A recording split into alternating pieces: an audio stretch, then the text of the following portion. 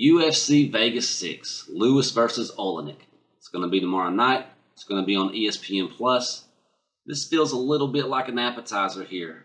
It's the main event. It's some heavyweights who are hoping to make a run at the belt. And next weekend, of course, is the big heavyweight fight, the trilogy between Stipe and DC. And finally, the heavyweight division is going to open up for guys like Lewis and Oleinik to prove their point, stake their claim, and maybe have a title shot. So let's get into it. Here's my predictions. The only undercard fight I'm going to highlight in this video is Kevin Holland versus Joaquin Buckley. Now this one's crazy because Joaquin Buckley fought just last weekend. Kevin Holland, of course, was supposed to fight last weekend, but the fight got pulled at the very last minute. Due to this, I expect both fighters to be in peak physical condition. They're probably in a good headspace. They're going to come in here hungry. Buckley is getting his UFC debut. That fight last weekend was not in the UFC. It was in the LFA, I believe. Joaquin, he's fought in some respectable organizations like LFA, Shamrock FC, Bellator, and he offers a lot, I think. I think that he's going to pose some problems for a lot of people in this organization, in this division. I'm glad he's here. I'm happy to have him. He's strong and just shows a lot of potential. But that said, man, does he get a tough draw in Kevin Holland. I'm a big fan of Kevin Holland. I think he just checks all the boxes. He's got everything it takes to be a superstar here. He's a long, rangy striker. He's shown an understanding of submissions and the ability to pull them off. He's also proved that he's got a good chin. Obviously, these are the things you need to be a good fighter.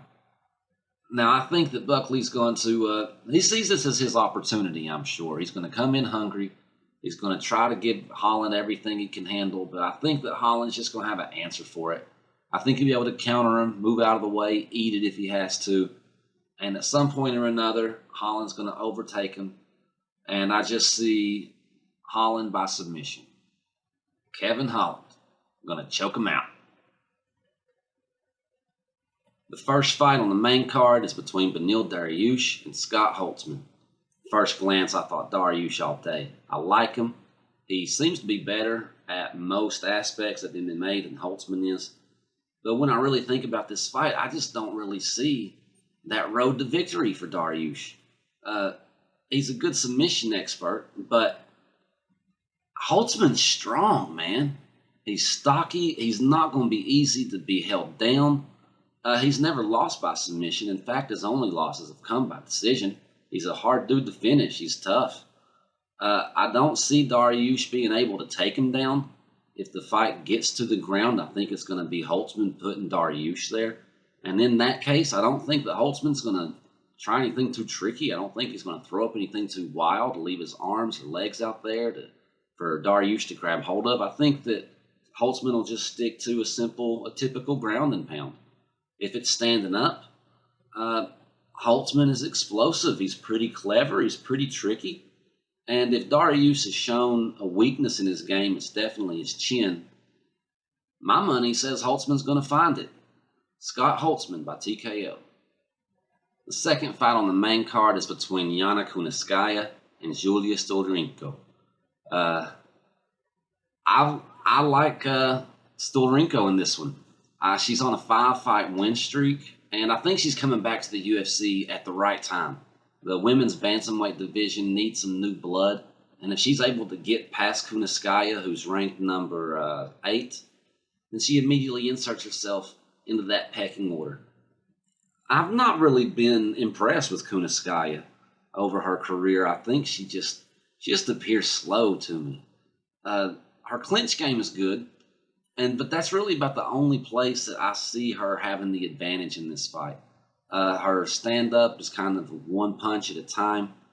And she doesn't hit. Stoliarenko, I think, is going to hit harder. I think she's going to hit her more often, too. And if she gets the armbar, she's going to take it. That's her preferred method of victory, obviously.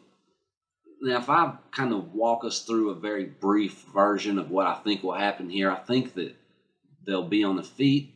Julija will be getting the better of her. Kunitskaya will take her down kind of in urgency or whatever. And will eventually show an opportunity and Julija slaps that armbar on. That's how I see this fight going. Julija Stoliarenko by armbar submission. The third fight on the main card is between Maki Pitolo and Darren Stewart. Now this should be a fun one. It should be a fun stand-up fight. I feel like Stewart is kind of a guy who wants to play his opponent's game on his opponent's level, and that's not always the best thing to do. But fortunately for us, these guys play the same game, and that's stand up and fight. Unfortunately for Darren Stewart, I think that Pitolo's a little bit better. I think he's a little trickier and clever. And his last fight against Charles Byrd, I thought he was pretty impressive. I know that's not really saying too much. Not to rag on anybody, but Byrd's just not the best fighter. And has since retired. But contrarily to that, I've just never really been too impressed with Darren Stewart. Now, they're both still very young and pretty early in their careers, and I expect that they're kind of in that part in their careers where they get better with every fight. So I don't think that either one is going to be the same fighter that we previously saw. But based on what we saw, I think they match up pretty good and make a pretty close bout, but I think Pitolo's a little bit better. I'm going Maki Pitolo by a close decision.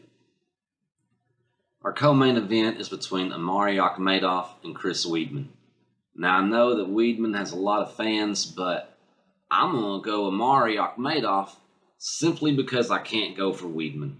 Weedman has definitely fought the tougher competition if you want to stack it up like that, but to me, he just seems like a dude who has the yips.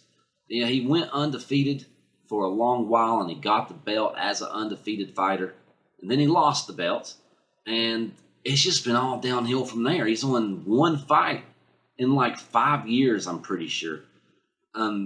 Even when he got the belt, I felt like Weidman was a little overhyped, a little over-romanticized. And the story, I feel like, we've heard this story before, we've seen it before.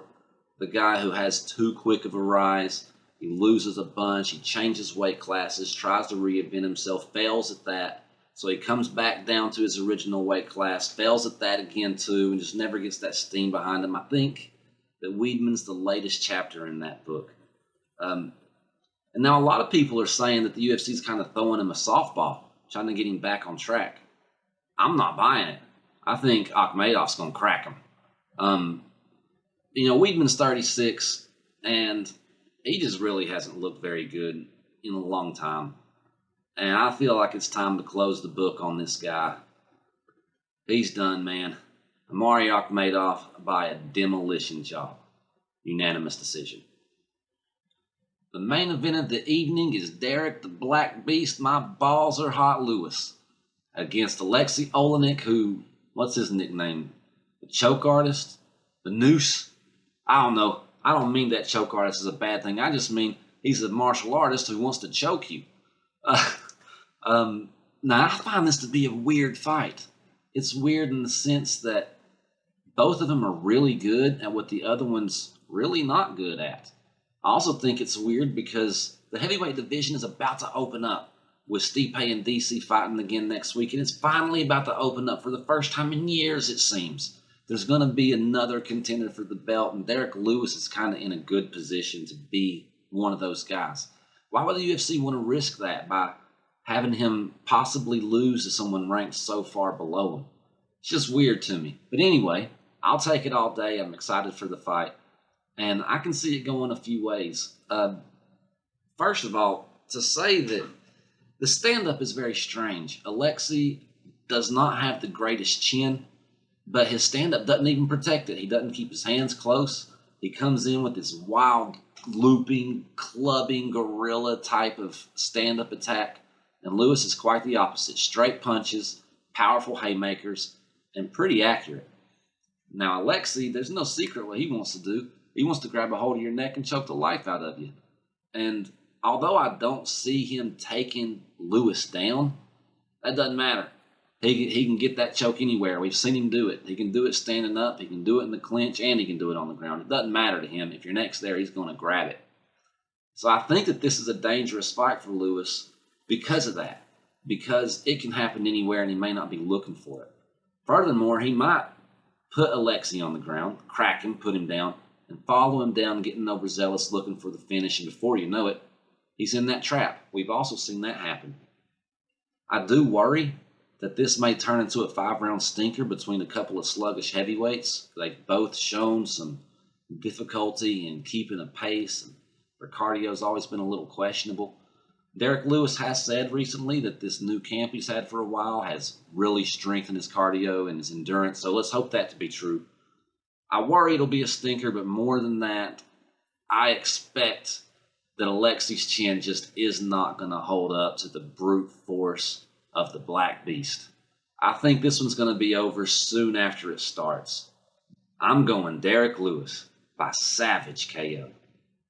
There's my predictions for UFC Vegas 6. It's on tomorrow night, so I don't got to wait long to see how accurate I might be. After the fight, I'll make a winners and losers video as usual. So check that out. Till then. Whoosh.